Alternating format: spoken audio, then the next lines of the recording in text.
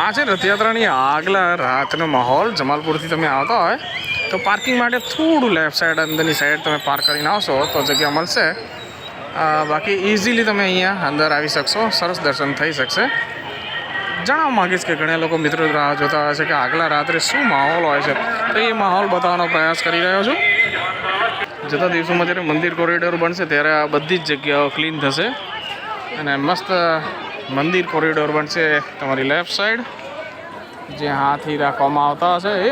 અને અંદર ટેબલો બી તૈયાર થઈ રહ્યા છે કટારાવાળા. જે આ છે ભાઈ જગન્નાથ રથયાત્રા, અમદાવાદની રથયાત્રાના આગલા દિવસનો માહોલ. તો ચાલો મિત્રો, ત્યારે આપણે આવી ગયા છીએ મંદિરના પ્રાંગણની અંદર આવી ગયા છીએ. રથયાત્રાની આગલી રાતનો આ છે માહોલ. રાત તૈયાર છે અને બાજુમાં જે પીપળા દેખાઈ રહ્યા છે મિત્રો, ત્યાં મગનો પ્રસાદની તૈયારી ચાલો. માનવ મહેરામણ તો ના કરી છે, ભક્તોનું ઘોડાપુર. જેમ ન્યૂઝ ચેનલ્સની અંદર અવાજ સાંભળતા છે એ રીતના તમને ભક્તોનું ઘોડાપુર અત્યારે તમને દેખાઈ રહે છે. પૂરજોશની અંદર મિત્રો આવી રહ્યા છે બધા. મંદિરની સાથે સાથે તમને મંદિરના પ્રાંગણની અંદર રથના પણ દર્શન થઈ રહ્યા છે.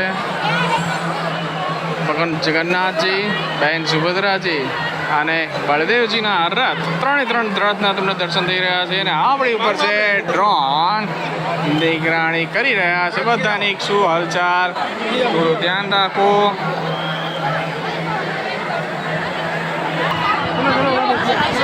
તો કંઈક આ રીતના અત્યારે આપણે ઉપર દર્શન કરવા માટે જઈ રહ્યા છીએ, પ્રયાસ કરી રહ્યા છીએ. તમને દર્શન કરવાનો પ્રયાસ કરીશ. જો આ માસીનો ફોન ગાયબ, ફોનનું ખાસ ધ્યાન રાખજો. માસી કીધું તે ચોખ્ખું કે મારો ફોન અને કે ગયો.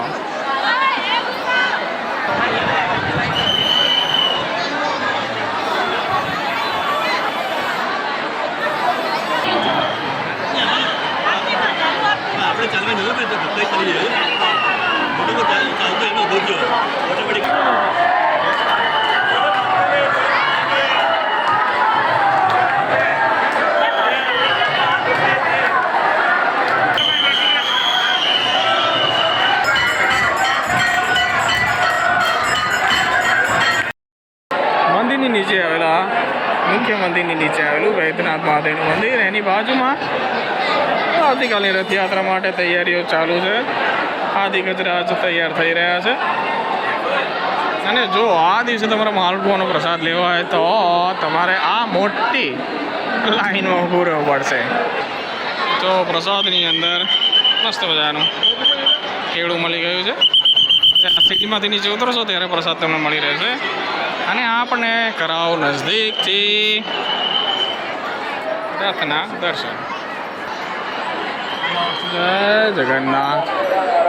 હલો.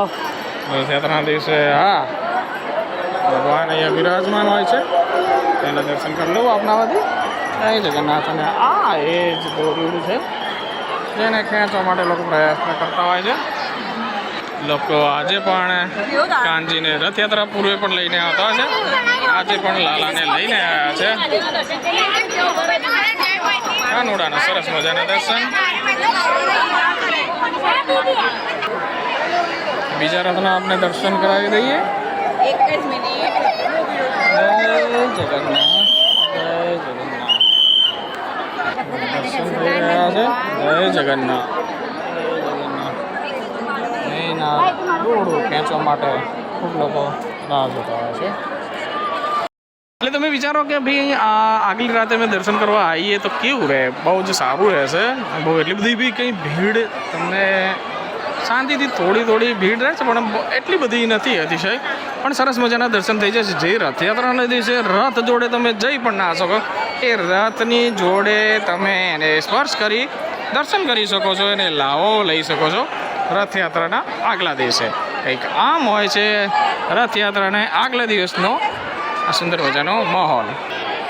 મંદિરના પ્રાંગણની અંદર ઢગલા બંધ પીપળા જોવા મળશે. ભાઈ આગલી રાતે શેના આટલા બધા પીપળા, તો તમને બતાવવાનો પ્રયાસ કરીશ. આ પીપળાની અંદર તમને મગનો પ્રસાદ તમને જોવા મળશે. આ બધા પીપળાઓની અંદર મગ છે. જે તમને પ્રસાદ સ્વરૂપે કાલે મળશે. આ બધા પીપળા ભરી ભરીને મગ છે, મગનો પ્રસાદ છે. તો આખરે મિત્રો આવો હોય છે જગન્નાથજીની રથયાત્રા પૂર્વે મંદિરની અંદરનો માહોલ. જય જગન્નાથ. મળીએ ત્યારે કાલે જગન્નાથજીની રથયાત્રાના